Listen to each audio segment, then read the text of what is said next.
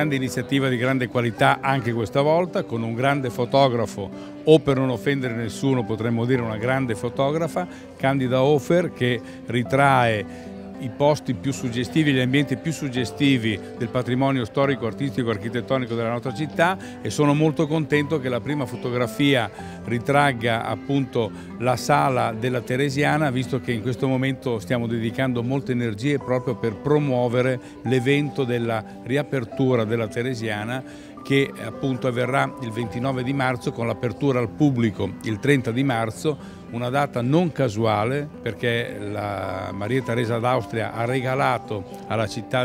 di Mantova questo tesoro il 30 marzo del 1780.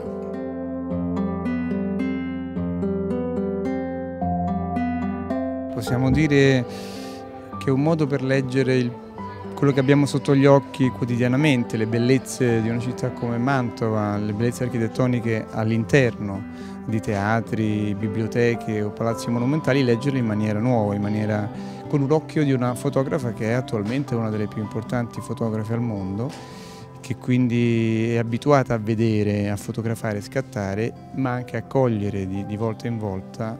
quella che è la tipicità di un luogo. E lei ha colto di Mantova questa bellezza rarefatta, quasi eterea, che ha attraversato i secoli,